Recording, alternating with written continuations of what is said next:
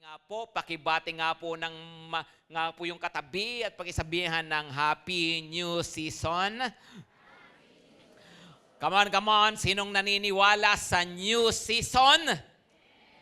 Noong nakaraan po, nung anniversary natin, pinag-uusapan nga po natin na ang number 70, ang katapusan nito, ay usually sa pagdating po sa Bible, nagsisignal ito ng panibagong panahon. Kaya nga po, new season. Pinag-uusapan nga po natin, kahit po ang buong mundo, ang kasaysayan ng mundo, hanggang sa pagtatapos nito, mayroong number 70 na binibilang si Lord. No? At pagkatapos nga po nun, may new season, ang buong sangnilikha, ang buong daigdig mismo. Pero tayo, sa ating kani-kanyang mga buhay, sa iba-ibang pagkakataon, ay mayroon ding mga bagong season na ginagawa ang Diyos. Amen po ba? At naniniwala nga po tayo, ngayon pong panahon na to, ito ang binigay sa atin ng Panginoon. Hindi ito basta naisip lang na pagtatapos po ng ating 70 years, papasok tayo sa ating new season. Wow! Pakisabi ulit ng malakas, new season. Tingnan po natin ngayon ito Isaiah 43 verse 18. Isaiah 43 verse 18, sabayan niyo ako magbasa. Forget the former things. Do not dwell on the past. Pakitignan po yung katabi, pakisabihan, forget the former things. Bebe. Do not dwell on the past. Ano raw? Sabi, kalimutan na ang mga nakaraan. Huwag manahan sa mga bagay na nakalipas. Ano raw po uli? Kalimutan na ang mga bagay sa nakaraan. Huwag na tayong mabuhay at manahan pa at manatili sa mga bagay na pinagdaanan na natin. Of course, we've been hearing about that. Di ba? Narinig po natin yung mga sinasabi nilang, daanan mo lang kasi, huwag mong tirhan. No? Kaso nga, yung iba, 5 years na andun pa rin nakatira. Di ba? Kaya nga, yung pagkakataon po talaga, maraming pagkakataon na ang pinaka-wise na magawa sa buhay ay kung malimot. Ano po? Ang paglimot ay isa sa magandang bagay na mayroon tayo para sa new season ng buhay. Naniniwala ba kayo doon? Di ba nga, kaya nga po may kasabihang Pilipino na ang paglimot ay gamot sa taong nakakaalala. No? Tama ba? Baligtad yata. Ang paalala ay gamot sa taong nakakalimot. Sabi nila, totoo naman yon, totoo naman yon. Pero, alam niyo po, maraming pagkakataon din, ang paglimot ay gamot sa taong sugatan ng nakaraan. Right? Ang paglimot ay gamot sa taong bilanggo ng kahapon. Ang paglimot ay gamot sa mga taong bumaba ang kalidad ng kanilang buhay dahil sa kanilang mga nakalipas. Kaya nga po, importante pala ito. Ano po? Hindi po pwedeng, hanggang ngayon, bitter ka pa rin. Hanggang ngayon, ay napaka-close-minded mo pa rin. No? Hindi ka pa rin talaga open no, sa mga bagay na bago na ginagawa ng Diyos. Kasi nga po, natali na nga po tayo sa nakaraan. Of course, kahit sa practical na mga bagay, kahit sa mga negosyo, nabalitaan po natin, di ba? Ano bang nangyari sa Nokia? Di ba yung Nokia? Right? Sinong may cellphone ng Nokia dati dito? No? Ibig sabihin, matanda na po kayo. No? Si Mami Wing nagtaas ng kamay. No? Pero may Nokia po kami dati. Pero, you see, dahil nga po hindi sumabay, no? Dahil nga po sa ayaw sa Android, tingnan niyo po kung ano ang nangyari. No? Yung mga camera, di ba? Ano ba yung camera? Kodak. Dahil sa ayaw ng digital. No? Tingnan po, dahil sa sarado po sila, ano ang nangyari po. Di ba?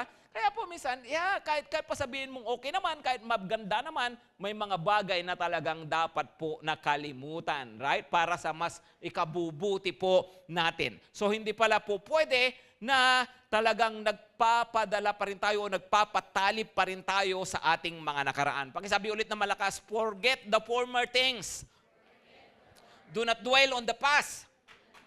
Dalawang bagay, pag-usapan po natin. Number one, kalimutan na ang ex. Yun ang sinasabi ng verse na yan. No? Come on, ano sabi ng verse? Kalimutan na ang ex. Amen? Hindi pwedeng ngayon, kanta mo pa rin, minumulto ako ng damdamin ko. Hanggang ngayon, ganun ka pa rin. Pambira, tagal-tagal na. Yung picture pa rin ni ex nasa cellphone mo. Diba? Hanggang ngayon, inilalagay mo pa sa ilalim ng unan, ganyan, no? Hindi po, may mga ex po talaga na dapat na kalimutan. Amen? Hello, amen po. Tignan ng katabi, pakisabihin, kalimutan mo na kasi. Move on na. Diba? Move on na. No, kasi nga po, hindi po pwede na nabubuhay ka lagi ayon sa nakaraan. Ano po bang ibig nating sabihin po dito? Well, kapag sinasabi nating kalimutan ng ex, ito yung mga nakalipas sa buhay natin, pwedeng applicable yan sa jowa, di ba? Pero pwede rin applicable sa ibang areas ng buhay natin. Right? Halimbawa, di ba yung mag-asawa nga, sabi nung mister, yung asawa ko, tuwing nag-aaway kami, masyado siyang historical, no? Anong historical? Di ba ibig mo sabihin hysterical?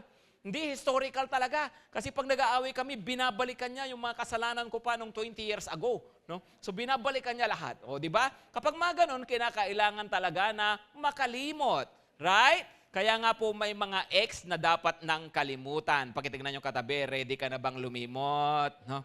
Come on, no? Tingnan nyo po yung mga, itong tungkol sa mga Israelita, ano ba tong ex na tinutukoy natin dito? Actually, dalawang bagay. Dalawang bagay po yung ex na dapat kalimutan, no? Sabi niya, do not dwell, pakisabi ng malakas, do not dwell. Ibig sabihin, huwag ka nang manahan dyan. Huwag kang mag-i-stay dyan. Huwag mong hahayaan yan na makaapekto sa quality ng buhay mo. Huwag mong hahayaan yan na yan ang pumipigil sa'yo. Huwag mong hahayaan dyan na doon na lang nakabase kaligayahan mo, kapayapaan mo, pangarap mo, direksyon mo.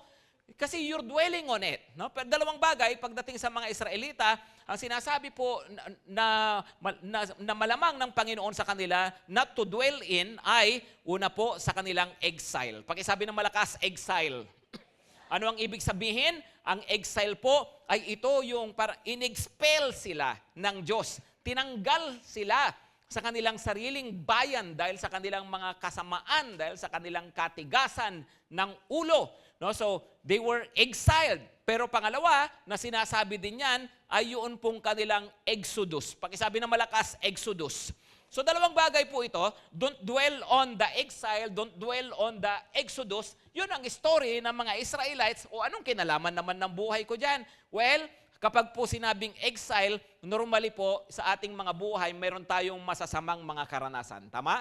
Mayroong mga pangit na pinagdaanan. Pag sinabing exile sa mga Israelita, ang ibig sabihin niyan, isang bagay na masama, isang bagay na pangit, isang bagay na talagang mga pinagdaanan nila kung saan sila nahirapan. Exile yun.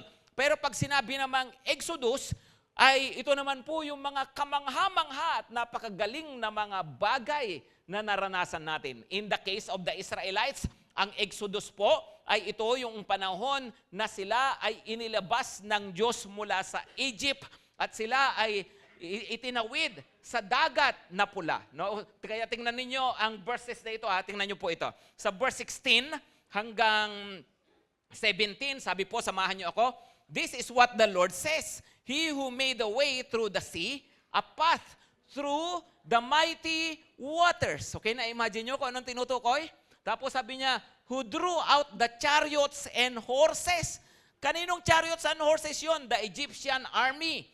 The army and reinforcements together, and they lay there, never to rise again, extinguished, snuffed out like a wick. Anong tinutukoy? Kasi nga nung ang mga Israelita ay nilabas ng Panginoon mula sa Egypt, nahati ang dagat, hinabol sila ng mga Egyptians, tapos nalunod po sila doon. Yun ang tinutukoy noon, yung pong kanilang Exodus. Tapos isinunod, sabi niya ulit, yung verse 18, forget not the former things, do not dwell on the past. Kaya nga po, dalawang bagay ang sinasabi, makikita po natin dito sa chapter 43 ng Isaiah na dapat daw huwag tayong manatili. Sabi niya, forget the former things o kaya do not dwell on the exile. Ano po ulit yun? Yung ating mga negative experiences. Maaring ito yung mga mahihirap, mga pangit na pinagdaanan sa buhay. At ang reality po, bahagi talaga yan ng buhay. Right?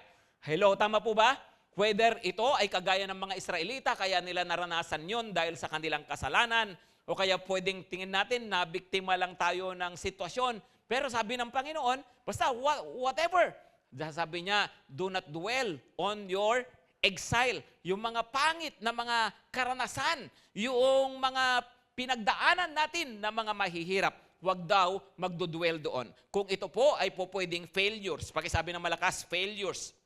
Alam niyo po, lahat naman naka-experience ng failure. Sinong hindi pa nag-fail dito? O kung hindi pa kayo nag-fail, because you have never tried. Di ba? Ganun lang naman ang buhay. Di ba? Kung wala kang, if you're not trying anything, if you're not pursuing anything, you will never fail. Ganun lang naman yun eh. Di ba po? Kung wala kang target, you will not miss. Right? Ganun po ang buhay. Talaga namang mayroon tayong mga failures. Di ba po? Ngayon, kung mayroong mga failures at nangyari yan sa buhay natin, anong gagawin mo? Mag-i-stay ka na lang dyan. Nag-fail kasi ako. Nag-fail ako noong 2020, kaya ganito ako ngayon. No? Kumbira, kapatid, move on na. Ha? No, nag-apply ako sa trabaho, hindi ako natanggap eh. So ayoko na mag-apply, ganon?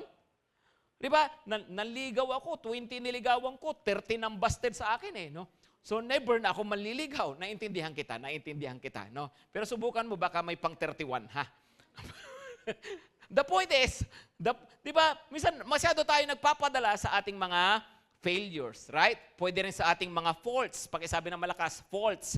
Sa ating mga kamalian, sa ating mga pagkukulang, sa ating mga kasalanan. Kasi nga po, mayroon tayong nagawa at yung mga kasalanan natin, tapos tingin natin, ganito talaga ako na talagang masama ugali ko talagang ganito na ako Kung hindi na ako magbabago. Minsan sabi po ng Panginoon, hey, kalimutan na mo na yung mga yan. Totoo, nag-fail ka, you have morally failed, may mga ginawa kang masama. Kaya sabi ng Panginoon, lagi namang may panibago na gagawin ang Diyos. Kaya sabi po niya, I forget the former things. Kalimutan natin itong mga bagay na ito. Right? Maaring kung ano-ano pa na mga negative. Kung ano-ano pa na mga pangit. Maaring naglingkod ka sa Panginoon, walang nangyari. Kayo ayaw mo na mag-lead ng cell. Di ba?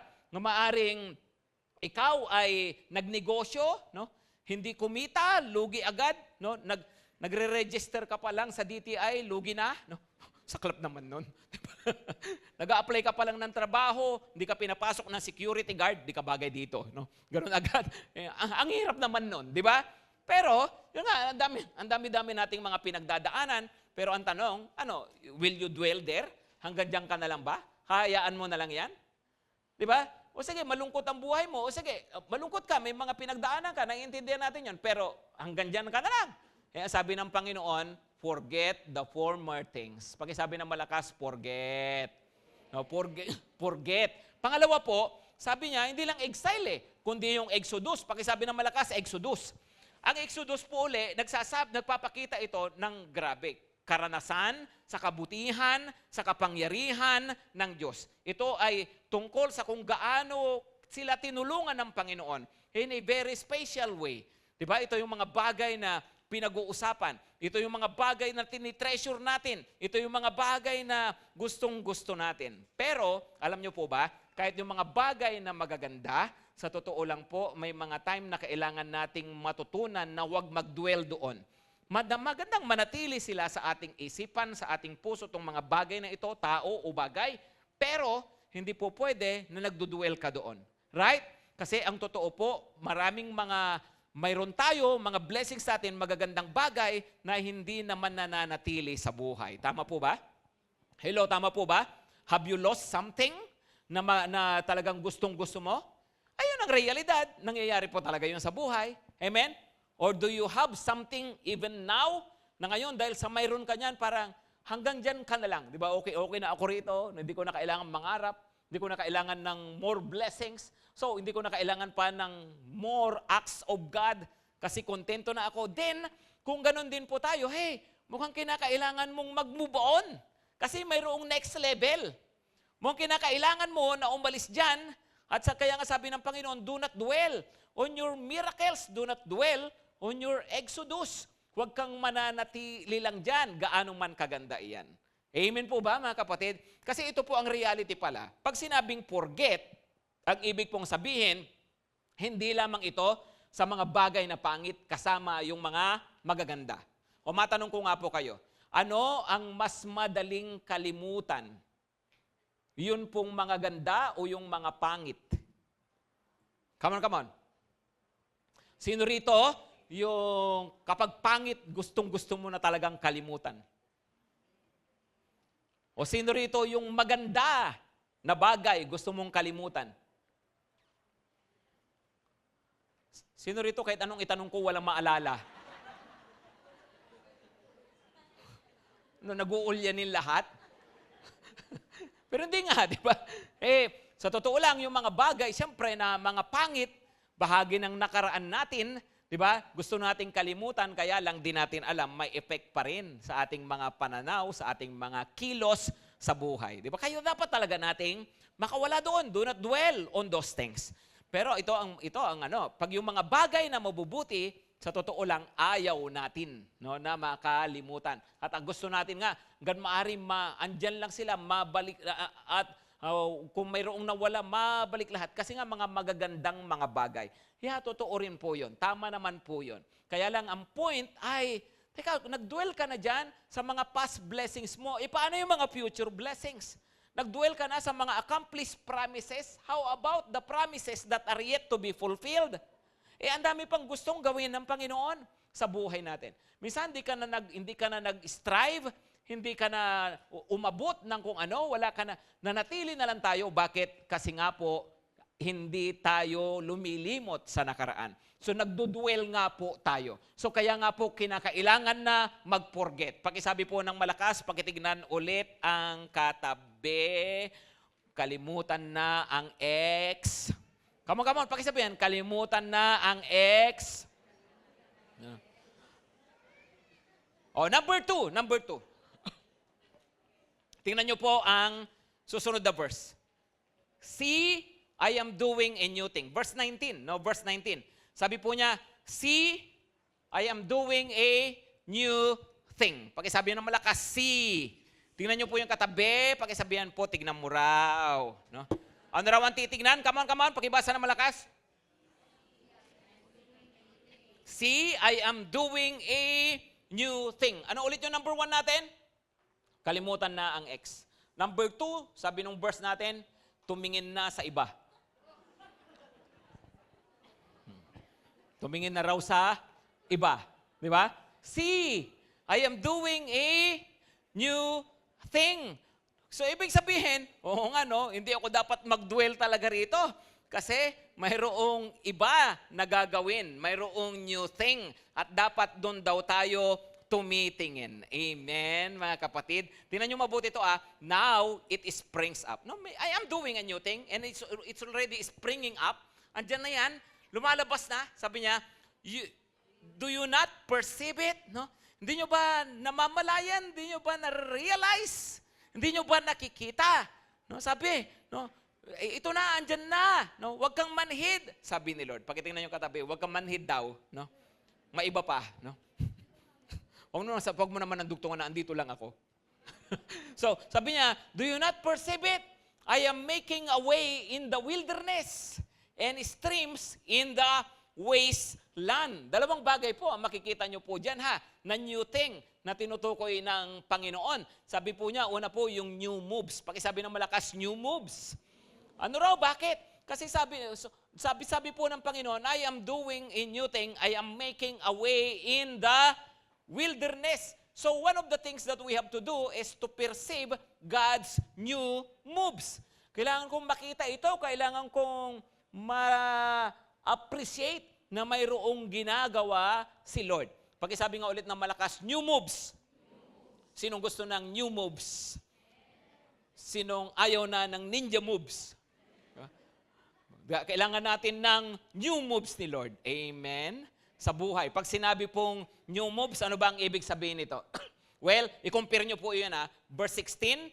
Ang verse 16 po, tumutukoy sa ang mga Israelita ay iniligtas ng Panginoon mula sa Egypt, dinala sa lupang pangako.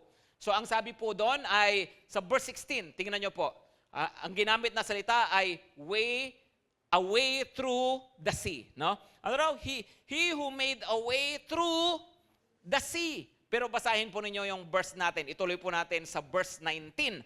Nung sabihin niya sa verse 18, I am doing a new thing. Tapos verse 19, see, I am doing a new thing. It springs forth tapos po, I am making a way in the wilderness. No? So yung una sa verse 16, ano raw yun?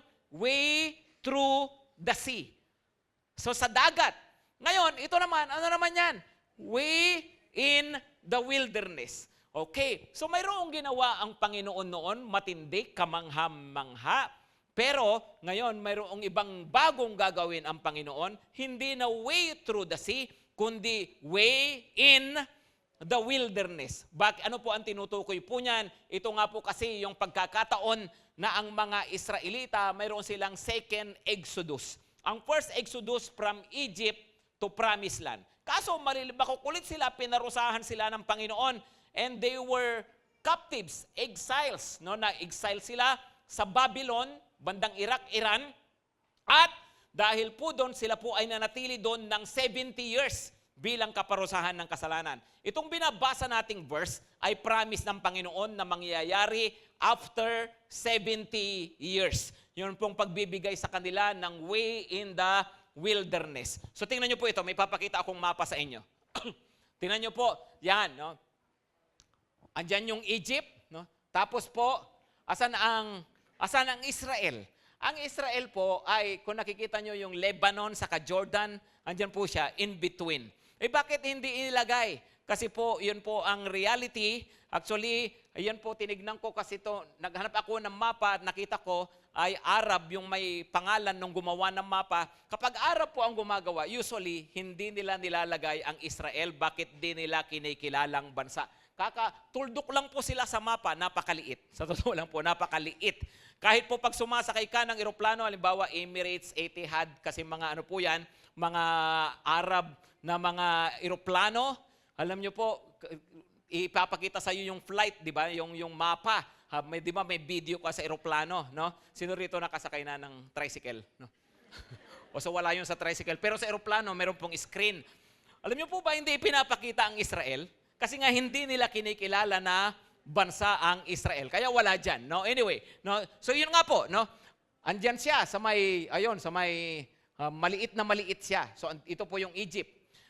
Yung first Exodus, from Egypt to Israel, sila po ay itinawid ng Panginoon, meron silang dinaanan na body of water. Mayroong dagat na tinawiran sila dyan para sila makarating doon sa kanilang lupang pangako.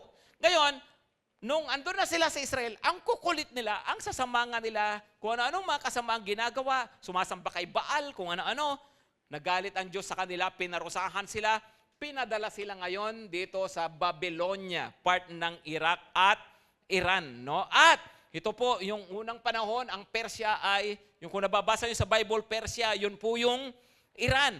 Pinadala sila dyan for 70 years. After 70 years po, sila ngayon ay ibabalik ng Panginoon dahil sa kanyang awa sa kanila. So ibabalik sila ng Panginoon. Ngayon, mula doon sa Iran, Iraq, sa totoo lang po, wala naman silang dadaanan na tubig. Okay? Wala namang dadaanan na dagat. So alangan naman, na hahanapin mo pa yung dating move ni Lord. Ibabalik tayo ng Panginoon. Tatawid tayo ulit sa dagat. Wala nga dagat eh. Hello? So ano ibig sabihin? New move. Pakisabi ng malakas, new move. Iba ang kilos ng Panginoon. Kaya ito mga kapatid, kung susiriin po ninyo, makikita po ninyo na ang kilos ng Panginoon mula sa Egypt ay, ang tawag doon, miraculous. Pakisabi ng malakas, himala. No? It's a miracle. No? Pero, yun pong pag-alis ng Panginoon sa kanila from Persia, Babylonia, pabalik, no? Ang tawag naman po dyan ay providential. Pakisabi ng malakas, providence. Anong ibig sabihin nun? No? Ito nga po yung tinasabi nating iba-ibang moves ni Lord. Ang mga moves ng Panginoon po pwedeng miracle. Pero madalas, alam nyo ba, providence? Ang ibig sabihin ng miracle ay ito yung mga gawa ng Diyos that are contrary to nature. Pero ang providence ay acts of God in accordance with nature. Ang miracle, hindi mapaliwanag ng science, pero ang providence ay may paliwanag sa science. Pero si Lord pa rin ang kumilos. And most of the time, ang gawa ng Panginoon sa buhay natin ay providential. Paano ba ulit to? halimbawa po, mayroong sakit. Ang isang tao, malalang sakit, tinaningan na siya. Mamamatay na talaga. Pero pinag-pray, gumaling. Ang tawag doon ay miracle. Pero the same person, mayroong sakit, mamamatay na, tapos pinagamot, ipinag-pray, at the same time pinagamot, tapos gumaling dahil sa gamot. Alam niyo po, ang tawag doon ay providence. Ngayon, pareho bang pinagaling ni Lord? Come on, pareho bang pinagaling ng Panginoon? Yes, parehong pinagaling ng Panginoon. Wala kang pera, nag-pray ka, Lord, bigyan mo ako ng pera. No? Pagdilat mo ng mata, aba, may 1.5. Andito, no? Ang tawag doon, miracle. Pero, yung wala kang pera, tapos mamaya-maya, nakita mo yung best friend mo, tapos nakwento mo yung sitwasyon mo, tapos binigyan ka niya, anong tawag doon? Providence. Ngayon, pareho bang binigay ni Lord o binigay ng kaibigan mo yung isa? Di ba kailangan nating maintindihan na iba-iba ang kilos ng Panginoon? Another thing, sabi nga nila, ang miracle daw ay ganito. Halimbawa, nahulog mula sa 10th floor. Nahulog. Pagbagsak niya, nakatayo. At walang bali, kahit kuko. Walang injury. Ang tawag doon ay miracle. Pero ang providence, nahulog mula sa 10th floor, bago siya sumayad sa lupa, may dumaan na truck ng basura na punong-puno ng bulak at malalambot na basura. Doon siya bumagsak, hindi siya nasaktan. No? Anong tawag doon? Providence. Ba, tama-tama naman yung timing. Antindi naman nun. Bakit? Kasi nga po, providence. You see, alam niyo po, ang minsan, kapag ang lagi lang natin tinitignan yung mga miracles, yung isang parang hindi natin ma-appreciate si Lord. Right? Pero kung titignan natin, iba-iba ang move ng Panginoon, iba-iba ang gawa ng Panginoon, hindi porke wala kang nararanasan na kakaiba at kamangha-mangha, hindi ibig sabihin, hindi kumikilos ang Diyos sa buhay mo. Hindi porke nanalangin ka ngayon, hindi agad ibinigay. Hindi ibig sabihin, hindi ka na pinapakinggan ng Diyos. Iba-iba ang paraan ng Diyos. Ang Panginoon, ayon sa kanyang karunungan at ayon sa kanyang kapangyarihan, gumagawa siya, kumikilos siya sa iyong sitwasyon, kinokonek ka sa tamang tao, may mga bagay na inaayos ang Diyos. Ang Diyos po ang nag-o-orchestrate ng maraming bagay sa buhay natin. Pero sa lahat ng ito, mahalagang makita natin, at work lagi si Lord sa ating mga buhay. Amen, mga kapatid? Ang Diyos po kumikilos. Pakisabi po ng malakas, God is moving. Pakisabi ng malakas, God is at work in my life. Ang Diyos po, lagi pong totoong kumikilos sa buhay natin. No? So, minsan, pag may blessing ka, minsan, ang credit na bibigay sa tao, ang credit na bibigay mo sa magaling ako masipag ako Yeah, totoo po yun. Pero alam mo ba, yung galing mo galing sa Diyos at yung sipag mo galing sa Diyos? At alam mo rin ba na yung sipag mo pinagpala ng Panginoon kaya namunga? Kasi may koneksyon ako kaya ganito Alam mo ba na ginamit ng Panginoon yung koneksyon na yan para may mangyari sa buhay mo? No? Kaya nga po kailangan nating maintindihan, ganun pala, iba-iba ang mga moves ng Diyos. Amen? So we have to appreciate, Lord, salamat kasi ang dami mong moves. No? At let us welcome more of God's moves sa mga buhay natin. Amen? Mga kapatid, kahit nga po yung kahit nga po mapapansin nyo, kaya nga yung Bible natin, may Old Testament at mayroong New Testament. Di ba? Bakit? Kasi nga po sa Old Testament, pinapakita nito na ang kasalanan ng tao, lalapit sila sa Panginoon sa pamagitan ng dugo ng tupa. Pero ngayon, sa New Testament, ang Panginoong Hesus na once and for all. Isang dugo na lang, dugo ng ating Panginoong Hesukristo. Isang kamatayan na lang, kamatayan ng Panginoong Hesukristo para ang mga tao mapalapit po sa Diyos. Alam niyo po, pag may ginawang bago ang Panginoon, usually ito po ay improvement. Ito po ay mas maganda. Kasi nga po, ang Panginoon ay marunong at ang Panginoon ay mapagmahal at makapangyarihan. Amen? No, ang Diyos po ay laging mayroong mga moves, mayroon siyang mga ginagawa sa buhay natin. Alam niyo, abangan po ninyo yan, ha? Naniniwala ba kayo may gagawin pang bago si Lord sa buhay niyo? Come on, naniniwala ba tayo dyan? No? Alam niyo, mahalaga pong maniwala. Lord, okay, in the past, ganito yung kinasanayan ko, ito yung experience ko, kung paano po kayong nagbi-bless sa akin, pero naniniwala ako may bago pa. May mga bago pa kayong mga gagawin. Lord, nararanasan kita sa ganitong paraan, pero niliwala ako, marami pa akong magiging karanasan sa iyo. Kasi nga po, laging kumikilos ang Diyos. Amen po? Alam niyo, kahit po sa church natin, ano po, maganda tingnan, Lord, ano po ba yung new move? Ano yung gusto ipagawa po sa amin?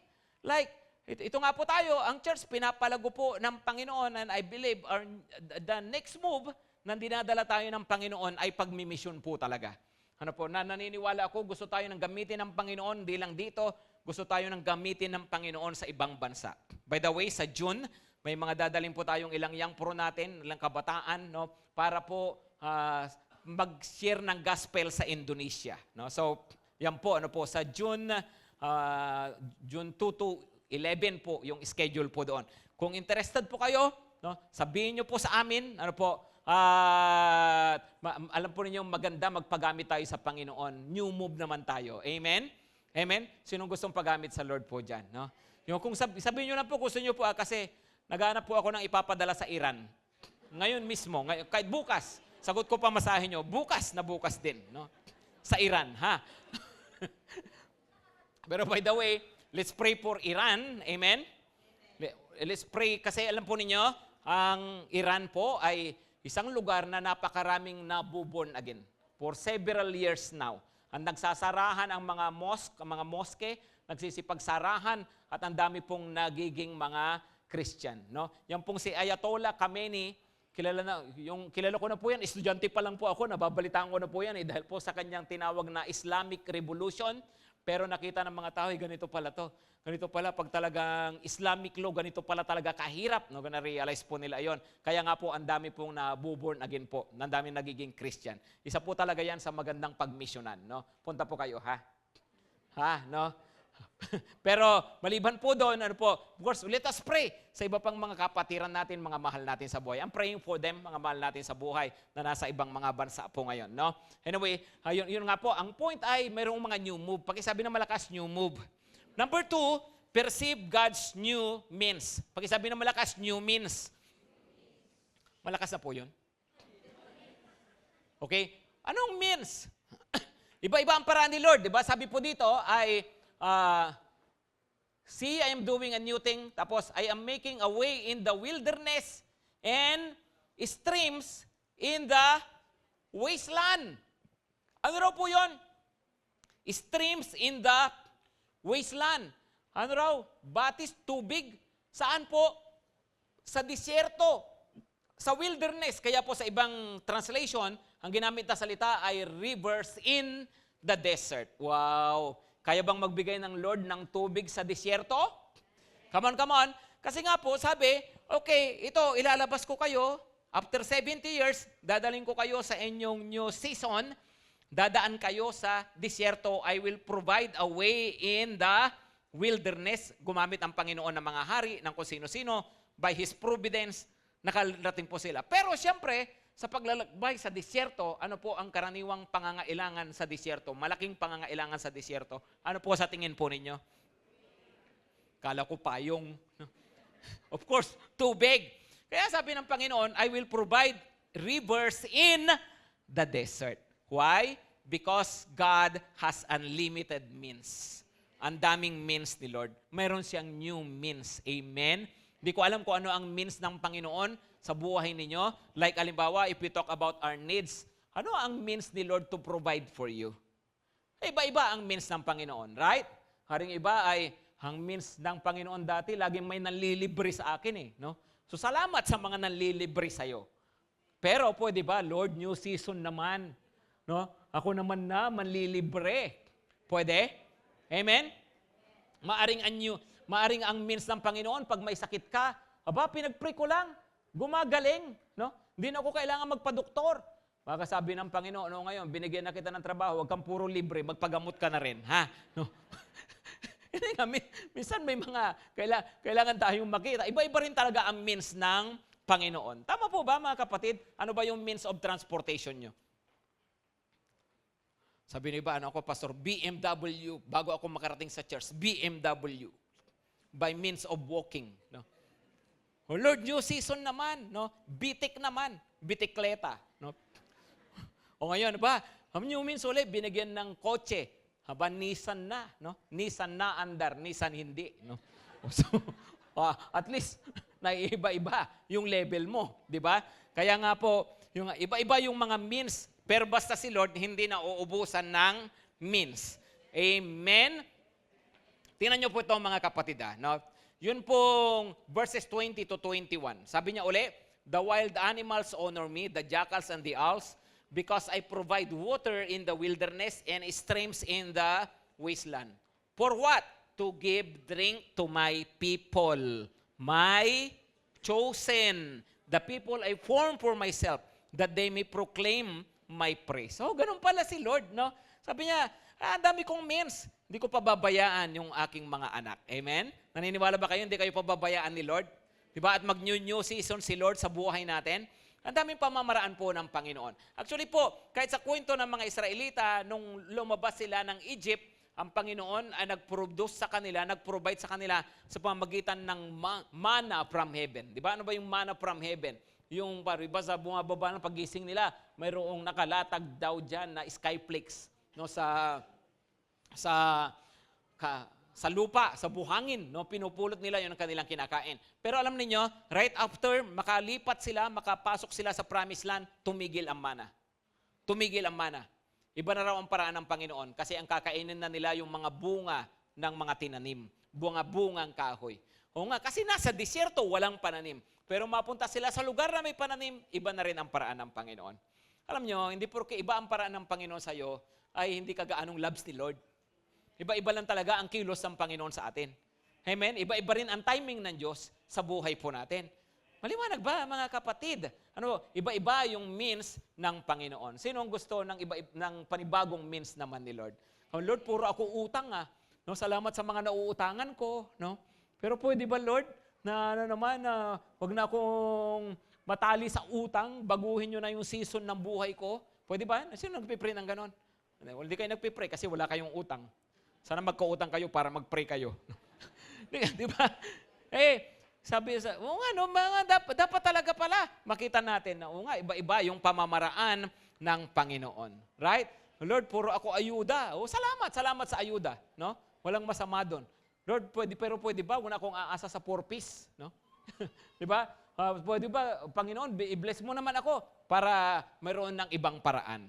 Para ako ay matugunan ng aking pangangailangan. Amen po? At hindi lang po yun tungkol sa pinansyal, sa iba-iba pang mga pangangailangan natin, God has so many means. At yun, kukunti pa lang yun nararanasan natin. Kaya sabihin natin kay Lord, Lord, in your season niyo po ako. Amen? Tumayo na po tayo lahat. Sige po tayo lahat. Ano ang sabi sa atin ng Panginoon dito? Number one? Kalimutan na ang X. Pakitingnan niyo yung iba, kalimutan na ang X. Number 2, tumingin na sa iba. Pakisabihan niyo katabi, tumingin na sa iba. No? Mayroong mas maganda na gagawin si Lord. Amen? Amen? Alam niyo po, ito ba na pinag-uusapan natin? No? Mapangahawakan po ba natin ito? No? Baka naman mga positive na encouragement. Parang, hindi tayo nakikinig dito ng motivational speech, mga kapatid. Nakikinig tayo rito ng Word of God. Ha? Kaya please, pag nakikinig tayo, wag yung parang nagustuhan lang natin, na-encourage lang tayo, pero hindi naman natin pinaniwalaan. Alam niyo po, nung sabihin natin new season, pinag-pray natin mabuti talaga yan. Hindi lang dahil sa 70 tayo, kundi dahil po sa pinag-pray natin, ito ang binigay na word ni Lord sa atin. Maniwala po tayo, in new season tayo ng Panginoon. Amen po. Ang church, kayo, ang buhay po natin, in new season ng Panginoon. Alam nyo ba, na sa totoo lang po, lamang tayo. Ang mga Israelita po, na new season sila, sa pamagitan ng dagat, nung una. Tama? Nung sumunod, sa pamagitan ng disyerto. Pero ikaw, iba ka. Man-new season ka dahil sa dugo ng Panginoong Hesukristo. Hindi dagat, hindi disyerto, dugo ni Jesus. Nung ang Panginoong Jesus namatay sa krus, binayaran niya ang ating mga kasalanan. Binago niya ang kwento ng ating mga buhay. At hindi lamang po yan, binabago niya ang panapanahon ng mga buhay po natin. Ang dugo ng Panginoong Jesus ang bumili ng napakasagana pa na biyaya ng Diyos para po sa atin. Kaya nga po, as we listen to this, sabihin natin sa Panginoon, Lord, I want that. I want a new season. At naniniwala ako, Panginoon, pinapaniwalaan ko po ito. Pwede po ba, ibukas lang natin ang ating mga palad sa Panginoon. Yumuko lang po tayo at pumikit. And just come to the Lord. At sabihin mo sa Panginoon ito, kapatid, maybe there are things that you have to let go of. May mga bagay that you have to release. Sabihin mo sa Panginoon, Lord, I will not dwell in the past. Panginoon, hindi na ako magdodwell doon. May mga bagay na dapat ko na talagang ipagkatiwala sa iyo, bitawan sa iyo, kalimutan, Panginoon. Isuko na sa iyo. Maaring hindi para makalimutan talaga ng isipan, pero hindi mo na hahayaan yan na kumontrol ng buhay mo, na humawak ng buhay mo. Pwedeng yan ay mga galit sa buhay, mga hinanakit. Let go, kapatid. Let go. Forget the former things. Maring ito ay kasalanan. Isuko mo na yan sa Panginoon. Bitawan na po natin yan. Maaring ito po ay yung ating mga discouragements. Maaring ito ay yung ating mga negativity na sa buhay because of the former things. Kung ano man yung mga former things na nakaka-apekto sa'yo, sa pagkakataong ito, sabihin mo, Lord, sinusuko ko na po ito sa'yo. Panginoon, I'm letting go, and Lord, I don't want to dwell in this anymore. Ayaw ko na, Panginoon. Ayaw ko nang ito ang mag-determine ng quality ng buhay ko.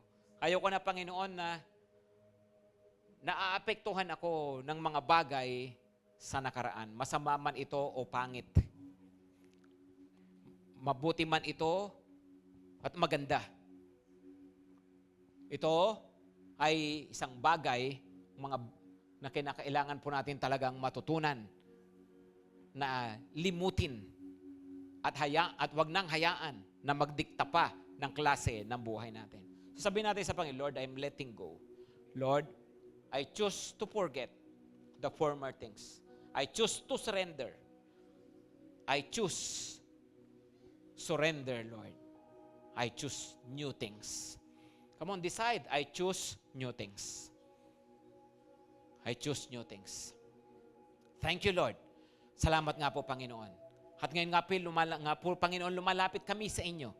Naglalambing sa iyo, aming Ama na nagmamahal sa amin.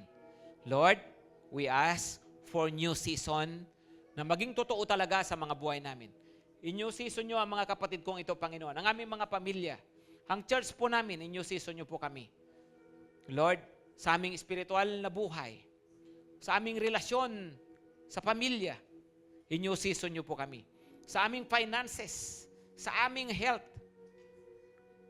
sa mga concerns namin, sa aming mga sambahayan. Lord, we pray for new season. Salamat po, Panginoon, kasi kayo yung Diyos na makapangyarihan.